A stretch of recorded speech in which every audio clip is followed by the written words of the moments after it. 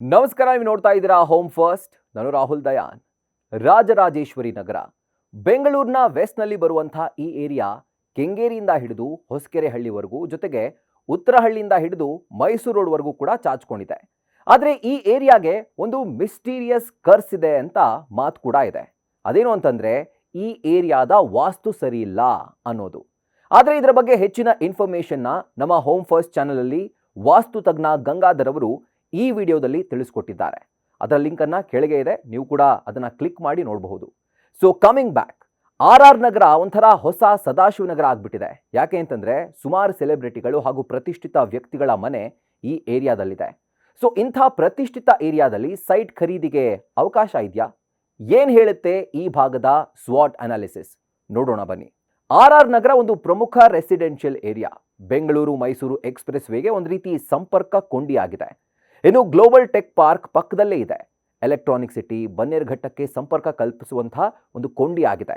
Metro ಸಂಪರ್ಕ, bus, auto, taxi ಎಲ್ಲ ವ್ಯವಸ್ಥೆ ಚೆನ್ನಾಗಿದೆ. ಇನ್ನು ತಾಯಿ ಜ್ಞಾನೇಶ್ವರಿ ರಾಜರಾಜೇಶ್ವರಿ ದೇವಸ್ಥಾನ, ಹಾಗೆ ಕೆಲವೊಂದಿಷ್ಟು ಧಾರ್ಮಿಕ ಸ್ಥಳಗಳು, ಪ್ರತಿಷ್ಠಿತ ಹಾಸ್ಪಿಟಲ್ಗಳು, ಶಾಲೆಗಳು, ಶಾಪಿಂಗ್ ಸ್ಥಳಗಳು, Gopalan mall, pub, restaurants, hotel ಎಲ್ಲವೂ ಇದೆ. ಒಂದು ರೀತಿ 360 ಡಿಗ್ರಿ ಅಂತ ಹೇಳ್ಬೋದು. ಇಲ್ಲಿ ಕೆಲವು ವರ್ಷಗಳ ಹಿಂದೆ ಏನಿದೆ ಅಂತ ಕೇಳಬೇಕಿತ್ತು, ಆದರೆ ಈಗ ಏನಿಲ್ಲ ಅಂತ ಕೇಳಬೇಕು. ಯಾಕಂದ್ರೆ ಎಲ್ಲ ಅಂದ್ರೆ ಎಲ್ಲ ಇಲ್ಲಿದೆ. ಕೆಂಚೇನಹಳ್ಳಿಯ ಐಡಿಯಲ್ ಹೋಮ್ಸ್ ಲೇಔಟ್, ಪಟ್ಟಣಗೆರೆ ಎಲ್ಲವೂ ಕೂಡ ಒಂದು ರೀತಿ ಒಳ್ಳೆ ಫಾಸ್ಟ್ ಮೂವಿಂಗ್ ಏರಿಯಾಗಳು. ಏನು ಪ್ರತಿಷ್ಠಿತ ಬಿಲ್ಡರ್ಗಳ ಹಾಟ್ ಸ್ಪಾಟ್ ಇದು. ಎಲ್ಲ ಪ್ರತಿಷ್ಠಿತ ಹಾಗೂ ಮಧ್ಯಮ ಬಿಲ್ಡರ್ಗಳು ಕೂಡ ಇಲ್ಲಿ ತಮ್ಮ ಪ್ರಾಪರ್ಟಿಗಳನ್ನು ನಿರ್ಮಾಣ ಮಾಡ್ತಾ ಇದ್ದಾರೆ ಹಾಗೂ ಮಾಡಿದ್ದಾರೆ ಕೂಡ. ಶೋಭಾ, ಕ್ಯಾಸಾ ಗ್ರ್ಯಾಂಡ್, ಬ್ರಿಗೇಡ್ ಪನೋರಮಾ, ಹೀಗೆ ಅನೇಕ ಅಪಾರ್ಟ್ಮೆಂಟ್ಗಳು ಇಲ್ಲಿವೆ. ಇದರಿಂದ ಗೊತ್ತಾಗುತ್ತೆ ಈ ಏರಿಯಾ ಯಾವ ಮಟ್ಟಿಗೆ ಡಿಮ್ಯಾಂಡ್ ಕ್ರಿಯೇಟ್ ಮಾಡಿದೆ ಅಂತ. ಇದರ ಜೊತೆಗೆ ಇಂಡಿಪೆಂಡೆಂಟ್ ಮನೆಗಳದ್ದೇ ಇಲ್ಲಿ ದರ್ಬಾರ್. ನಮಗೆ ಆಸ್ಥೆಟಿಕ್ಸ್ ಹಾಗೂ ಮಾಡರ್ನ್ ಆರ್ಕಿಟೆಕ್ಚರ್ ಇರುವಂತಹ ಬೇಜಾನ್ ಇಂಡಿಪೆಂಡೆಂಟ್ ಮನೆಗಳು ಸಿಗ್ತವೆ. ಸೊ ಇಲ್ಲಿಯ ಮತ್ತೊಂದು ಮುಖ ಅಂದರೆ ಈ ಡ್ರಾಬ್ಯಾಕ್ಸ್ಗಳನ್ನು ಈಗ ನೋಡೋಣ ಬನ್ನಿ. ಇಲ್ಲಿ ಒಂದು ವಿಚಿತ್ರ ಸಮಸ್ಯೆ ಇದೆ. ಅದೇನು ಅಂತಂದರೆ ಯಾವುದೇ ಕಾಮಗಾರಿ ಶುರುವಾದರೂ ಕೂಡ ಅದು ಮುಗಿಯೋದು ಯಾವಾಗ ಅಂತ ಯಾರಿಗೂ ಗೊತ್ತೇ ಇಲ್ಲ. ಅದು ರಾಜಕೀಯ ಕಾರಣ ಇರ್ಬೋದು ಅಥವಾ ಬೇರೆ ಯಾವುದೇ ಒಂದು ಸಮಸ್ಯೆ ಇರ್ಬೋದು. ಇನ್ನು ರಸ್ತೆ ಗುಂಡಿಗಳು, ಮೇನ್ ರೋಡ್ಗಳಲ್ಲೇ ರಸ್ತೆ ಗುಂಡಿಗಳು ರಾರಾಜಿಸ್ತಾ ಇದ್ದಾವೆ.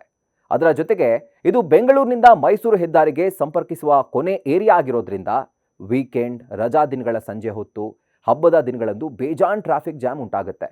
ಕೆಲವೊಂದ್ಸಲ ಶಾಂತ ವಾತಾವರಣ ದಿಢೀರಂತ ಚೇಂಜ್ ಆಗಿ ಟ್ರಾಫಿಕ್ ಶಬ್ದದಿಂದ ತುಂಬಿ ತುಳುಕುತ್ತೆ. ಇನ್ನು ಹತ್ತಿರದ ವಿಜಯನಗರ, ನಾಯಂಡಹಳ್ಳಿಗೆ ಹೋಗಬೇಕಿದ್ರೂ ಕೂಡ ಆರ್ ನಗರ ಆರ್ಚ್ ಬಳಿ ಪೀಕ್ ಹವರ್ ಟ್ರಾಫಿಕ್ನಿಂದ ಎಲ್ಲರೂ ಒದ್ದಾಡಬೇಕಾಗುತ್ತೆ.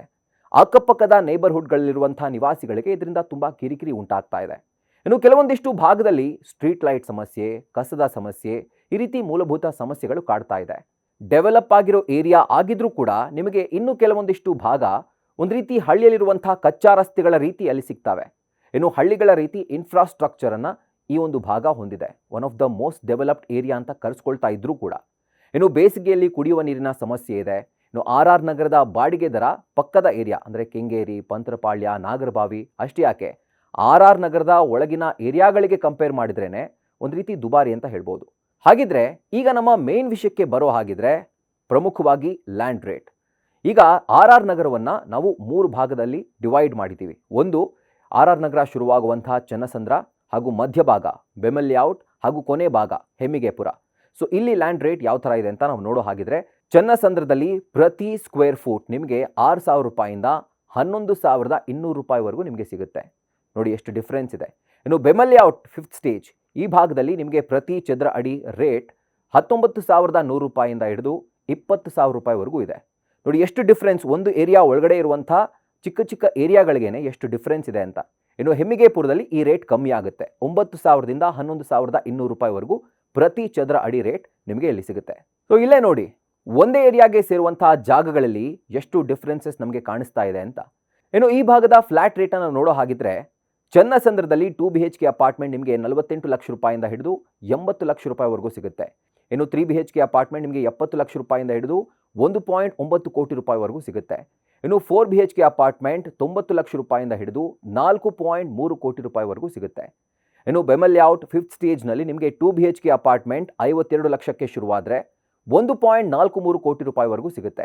ಇನ್ನು 3 BHK ಅಪಾರ್ಟ್ಮೆಂಟ್ 1.15 ಕೋಟಿ ರೂಪಾಯಿಂದ ಶುರುವಾದರೆ 2.10 ಕೋಟಿ ರೂಪಾಯಿವರೆಗೂ ಹೋಗುತ್ತೆ. ಇನ್ನು 4 BHK ಅಪಾರ್ಟ್ಮೆಂಟ್ ನಿಮಗೆ 2.5 ಕೋಟಿಯಿಂದ ಮೇಲ್ಪಟ್ಟು, ಅಂದರೆ 2.5 ಕೋಟಿ ಒಂದು ಬೇಸ್ ಪ್ರೈಸ್. ಇದಾದ ನಂತರ ಈ ಒಂದು ರೇಟ್ ಹೆಚ್ಚಾಗ್ತಾ ಹೋಗುತ್ತೆ. ಇನ್ನು ಹೆಮ್ಮಿಗೆಪುರದಲ್ಲಿ ಅಷ್ಟಾಗಿ ಫ್ಲ್ಯಾಟ್ಗಳ ಡಿಮ್ಯಾಂಡ್ ಇಲ್ಲ. ಯಾಕೆ ಅಂತಂದರೆ ಇಲ್ಲಿ ಇನ್ನೂ ಕೂಡ ಅಷ್ಟಾಗಿ IT ಹಾಗೂ ಗೇಟೆಡ್ ಕಮ್ಯುನಿಟಿನ ಇಷ್ಟಪಡುವಂಥ ಕ್ರೌಡ್ ಈ ಕಡೆ ಬಂದಿಲ್ಲ. ಸೊ ಹಾಗಾಗಿ ಹೆಮ್ಮಿಗೆಪುರದಲ್ಲಿ ಅಪಾರ್ಟ್ಮೆಂಟ್ಗಳಿದ್ರೂ ಕೂಡ ಅಷ್ಟಾಗಿ ಜನ ಅದರತ್ತ ಒಲವನ್ನು ತೋರಿಸ್ತಾ ಇಲ್ಲ. ಸೊ ಇವಿಷ್ಟು RR ನಗರದ SWOT ಅನಾಲಿಸಿಸ್. ಸೊ ನಮ್ಮ ವೀಕ್ಷಕರು ಕೇಳಿದ ಹಾಗೆ ಆ ಒಂದು SWOT ಅನಾಲಿಸಿಸ್ ಇಲ್ಲಿದೆ. ಸೊ ಮುಂದೆ ಯಾವ ಏರಿಯಾ SWOT ಅನಾಲಿಸಿಸ್ ನಾವು ಮಾಡಬೇಕು ಅಂತ ನಿಮಗನ್ಸುತ್ತೋ, ಅಥವಾ ನಿಮಗೆ ಯಾವ ಏರಿಯಾ ಬಗ್ಗೆ ತಿಳ್ಕೊಳ್ಬೇಕು ಅಂತ ಅನಿಸುತ್ತೋ ಕೆಳಗಡೆ ಕಮೆಂಟ್ ಸೆಕ್ಷನಲ್ಲಿ ತಿಳಿಸಿ. ಅದೇ ಥರ ಬೆಂಗಳೂರಿನ ರಿಯಲ್ ಎಸ್ಟೇಟ್ ಕುರಿತಾದಂಥ ಎಲ್ಲ 360 ಡಿಗ್ರಿ ಇನ್ಫಾರ್ಮೇಷನ್ ಜೊತೆಗೆ ಮನೆ ಕುರಿತಾದಂಥ ಒಂದು ಎಕ್ಸ್ಕ್ಲೂಸಿವ್ ಕಾಂಟೆಂಟ್ ನಿಮಗೆ ಬೇಕು ಅಂತಂದರೆ ನಮ್ಮ ಹೋಮ್ ಫಸ್ಟ್ ಚಾನಲ್ ಸಬ್ಸ್ಕ್ರೈಬ್ ಮಾಡಿ, ಬೆಲ್ ಐಕಾನ್ ಕ್ಲಿಕ್ ಮಾಡೋದನ್ನು ಮರಿಬೇಡಿ. ಕ್ಷಣ ಕ್ಷಣದ ಮಾಹಿತಿಗಾಗಿ ನೋಡ್ತಾ ಇರಿ ನ್ಯೂಸ್ ಫಸ್ಟ್, ನಿರ್ಭೀತಿಯಿಂದ ನಿಮ್ಮ ಪರವಾಗಿ.